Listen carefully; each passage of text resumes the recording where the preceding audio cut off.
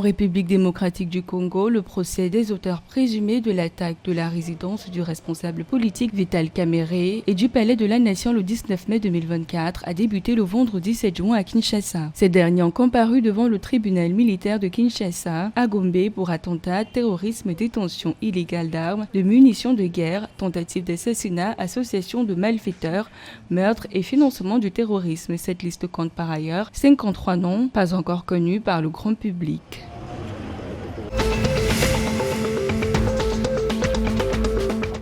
L'ambassadeur de la République de Turquie au Gabon, Kan İncesu, s'est rendu le 6 juin 2024 à Bangkok pour la visite de la zone d'investissement spécial. Cette visite avait pour objectif de découvrir les infrastructures logistiques de la zone industrielle spéciale de Bangkok, les produits qui en découlent, le cadre juridique, mais également les opportunités de transfert de compétences dans le but de renforcer la coopération économique entre la Turquie et le Gabon. Durant les discussions, l'administrateur général Serge Sami Bivege n'a pas manqué de présenter à la délégation le climat d'affaires propice au développement d'activités industrielles qu'offre la zone industrielle spéciale de Bangkok, notamment en matière de disponibilité de la matière première, mais également sur le plan administratif, fiscal et douanier.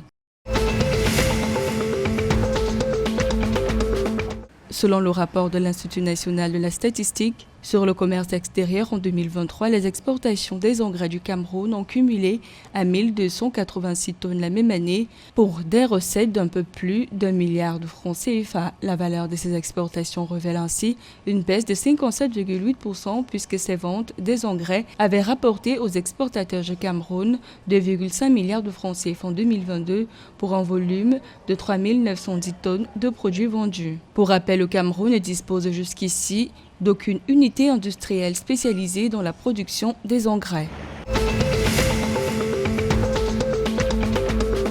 Le ministre de l'Aménagement du Territoire, de l'Habitat et de l'Urbanisme tchadien, Mahamat Assilek Halata, a lancé l'activité de drainage des eaux pluviales de la ville de Djamena le 7 juin 2024. Cette activité de drainage est lancée d'autant plus que la gestion des eaux pluviales est un défi majeur, surtout face aux inondations récurrentes qui affectent la pollution, les infrastructures et l'environnement. Cette campagne de curage est essentielle pour prévenir ces désastres naturels et assurer la sécurité des concitoyens,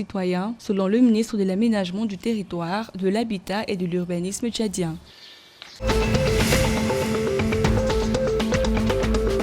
Le match entre la sélection du Congo-Brazzaville et le Maroc, comptant pour la 4e journée des qualifications africaines au Mondial 2026, se tiendra le 11 juin au grand stade d'Agadir, au lieu du stade des Martyrs à Kinshasa en République démocratique du Congo, selon un communiqué de la Fédération royale marocaine de football, suite à une correspondance de la Fédération internationale de football.